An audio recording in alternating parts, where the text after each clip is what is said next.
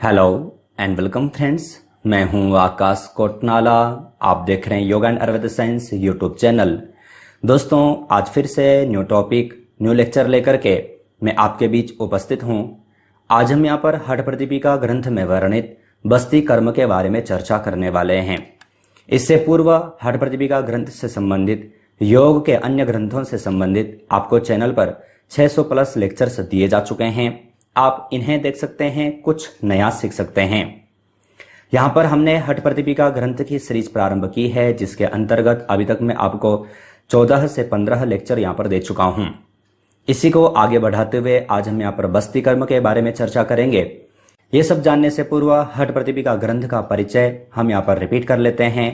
तो जैसे कि मैंने पूर्व में भी बताया है, पूर्व के लेक्चर में इससे संबंधित बातें मैंने आपको बताई हैं। जो हठ प्रदीपिका ग्रंथ है, हठ योग का मुख्य ग्रंथ माना जाता है, जिसके प्रणेता स्वामी स्वात्माराम जी हैं। हठ योग के अनेकानेक ग्रंथ हैं। इन ग्रंथों में से एक मुख्य ग्रंथ माना जाता है हठ प्रदीपिका, जिसके प्रणेता स्वामी स्वात्माराम जी हैं। हम जिस बस्ती कर्म की यहाँ पर चर्चा करेंगे, जिसको हम यहाँ पर जानने वाले हैं, उसका जो वर्णन किया गया है, उसका वर्णन द्वितीय उपदेश में है। आपको ध्यान रखना है कि हठ प्रदीपिका ग्रंथ 4 उपदेशों अर्थात 4 अध्यायों में वर्णित है, जिसका द्वितीय कर्म अर्थात जो बस्ती कर्म है, उसका वर्णन द्वितीय उपदेश में किया गया है। इससे पूर्व धोती कर्म आदि के बारे में हम पहले ही चैनल पर आपको अलग से लेक्चर दे चुके हैं। अब यहाँ पर हम ध्यान पूर्वक इसे समझते हैं कि बस्ती कर्म क्या है। तो जैसे कि हठ प्रदीपिका ग्रंथ का जो द्वितीय अध्याय है, उसमें जो 27 नंबर का जो श्लोक है, वहां पर स्वामी स्वात्माराम जी कहते हैं, नाभि दग्न जले पायुन न्यस्त नालोत्कटासनः आधारा कुंचनम कुर्यात क्षालनम बस्ती कर्म तत्। ध्यानपूर्वक समझें। हठ प्रदीपिका में जो बस्ती कर्म बताए गए हैं, चाहे धौती कर्म है, चाहे जिस किसी भी षट कर्म को हम यहाँ पर पढ़ते हैं, तो आपको ध्यान रखना है कि उसी प्रकार से चर्चा घेरण संहिता में भी है, लेकिन थोड़ा सा फर्क है। वहां पर अन्य टाइप्स वहां पर बताए गए हैं। जैसे कि हमने वहां पर धोती कर्म देखा, तो वहां पर धोती के कई सारे प्रकार वहां पर बताए गए। उसी प्रकार से बस्ती के भी वहां पर कई सारे प्रकार बताए गए। तो यहाँ पर आपको ध्यान रखना है कि यहाँ पर अन्य टाइप्स न बता करके सिर्फ यहाँ पर जल बस्ती के बारे में चर्चा की है। कहते हैं नाभि दग्न जले, यानी कि नाभि तक का जल में पायु नस्त नालोत्कटासनः।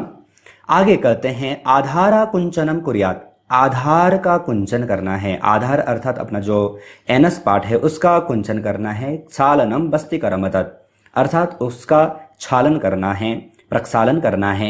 यही बस्ती कर्म है। अब ध्यान पूर्वक समझें। तो कहते हैं नाभि पर्यंत जल में स्थित होकर, नाभि दग्न जले पायु, पायु का तात्पर्य होता है गुदा। तो कह रहे हैं पायु नाभि पर्यंत जल में स्थित होकर के अर्थात बैठ करके गुदा में एक नली डालकर उत्कटासन करते हुए साधक को गुदा का संकोचन करना चाहिए। ध्यानपूर्वक समझें कि जिस प्रकार से हम यहाँ पर घेरण संहिता में देखते हैं, वहां पर 2 प्रकार की बस्ती बताई गई है। एक है वहां पर जल बस्ती, दूसरी वहां पर स्थल बस्ती के बारे में चर्चा की है। ये सब मैं आपको चैनल पर भी दे चुका हूं, और ये सब टॉपिक आपको वेबसाइट पर पढ़ने को भी मिल जाते हैं। लेकिन यहाँ पर जिस बस्ती कर्म के बारे में बताया, उसे जल बस्ती के बारे में बताया, जिसको कि उत्कट आसन में बैठ करके करना है।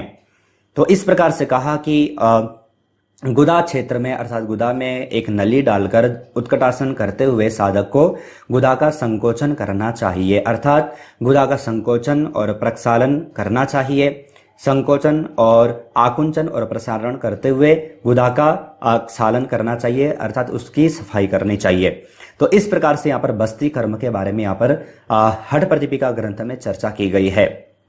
अब ग्रंथ के अनुसार, स्वामी स्वात्माराम जी के अनुसार, जो साधक, जो व्यक्ति इस प्रकार से बस्ती कर्म को अपनाता है, बस्ती कर्म का अभ्यास करता है, उन्हें किन किन लाभ की प्राप्ति होती है, तो इसके बारे में आगे 28 नंबर के श्लोक में कहा गया है, गुल्म प्लीहोदरम चापी वात पित्त कफोदयम बस्ती कर्म प्रभावेन क्षीयन्ते सकलामया।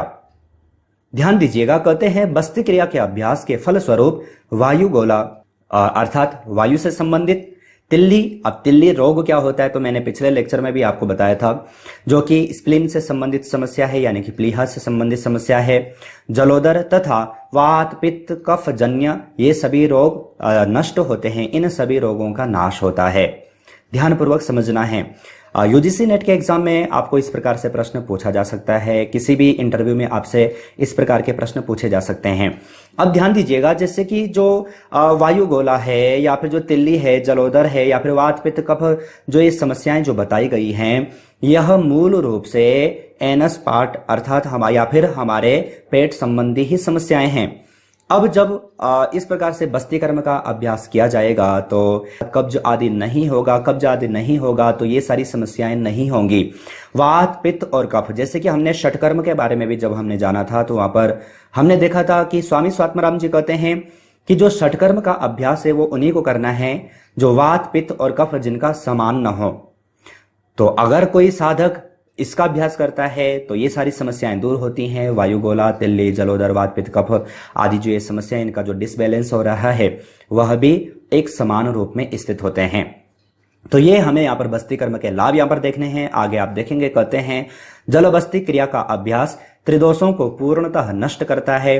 तो त्रिदोष अर्थात वात पित्त और कफ, इससे संबंधित होने वाली समस्याओं को दूर करता है। धातु, इंद्रिय तथा अंतःकरण की प्रसन्नता होती है। तो धातु, कितनी धातुएं होती हैं तो मैंने आपको आयुर्वेद के लेक्चर में बताया है, सप्त धातु हमने वहां पर पढ़ी है। इंद्रियां, ये मैंने आपको दर्शन के लेक्चर में बताए हैं। पंच ज्ञान इंद्रियां, पंच कर्म इंद्रियां एक मन के रूप में हमने कहा। अंतःकरण चतुष्ट है, जो कि मैंने आपको योग दर्शन की सीरीज में बार बार बताया है, जिसके अंतर्गत 4 चीजें आती हैं। तो कहते हैं कि ये सब सामान्य तरीके से इनका चालन होता है, साथ ही साथ अंतःकरण की प्रसन्नता होती है। आगे कहते हैं जठराग्नि प्रदीप्त होती है तथा शरीर में कांति लाता है। अब जठराग्नि 13 प्रकार की अग्नि जो कि आयुर्वेद में बताया गया है, जिसके बारे में भी मैं आपको पूर्व में बता चुका हूं।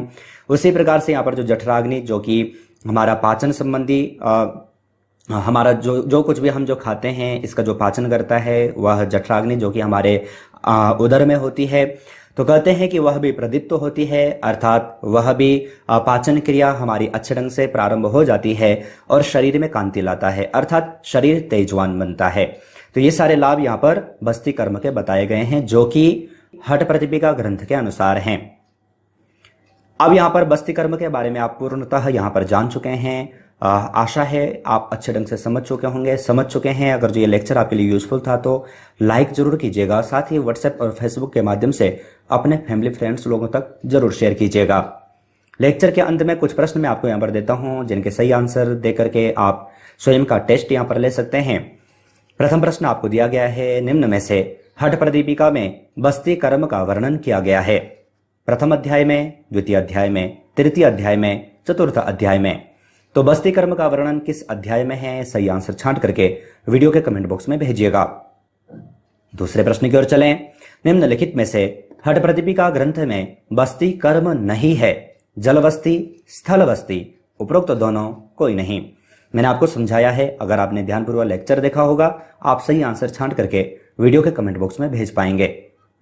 तीसरे प्रश्न की ओर चलें। निम्नलिखित में से हठ प्रदीपिका ग्रंथ में षटकर्मों की संख्या है 4, 5, 6 या फिर 7।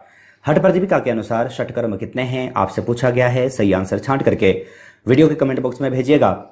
आप सभी को बता दूं, जो प्रश्न आप यहां पर देख रहे हैं इसी प्रकार से प्रश्नोत्तरी सीरीज की चैनल की ओर से 3 ई बुक पब्लिश की जा चुकी हैं। एक में आपको 500, एक में आपको 1000 प्लस, एक में आपको 1500 प्लस MCQ मिल जाते हैं। तीनों बुक ई बुक फॉर्मेट में हैं। आप किसी को भी डाउनलोड परचेस करने के लिए वीडियो का कमेंट बॉक्स, वीडियो का डिस्क्रिप्शन बॉक्स चेक कर सकते हैं। चौथे प्रश्न की ओर चलें। निम्नलिखित में से हठ प्रदीपिका ग्रंथ में वर्णन किया गया है आसन, प्राणायाम, षटकर्म, ये सभी। सही आंसर क्या है छांट करके वीडियो के कमेंट बॉक्स में भेजिएगा। आज हमने यहाँ पर हठ प्रदीपिका ग्रंथ में वर्णित बस्ती कर्म के बारे में जाना। इसी प्रकार से चैनल पर आप सभी को और अन्य टॉपिक दिए जा रहे हैं और आगे भी दिए जाएंगे। आप चैनल पर ज्वाइन बटन पर क्लिक करके चैनल के 3 प्लान में से कोई भी प्लान ले सकते हैं, चैनल से और अधिक जुड़ सकते हैं। इसी प्रकार से अन्य टॉपिक, अन्य लेक्चर के साथ आप सभी से फिर से मुलाकात होगी, लेकिन तब तक आप अपना और अपनी फैमिली का बहुत ख्याल रखिएगा। बाय।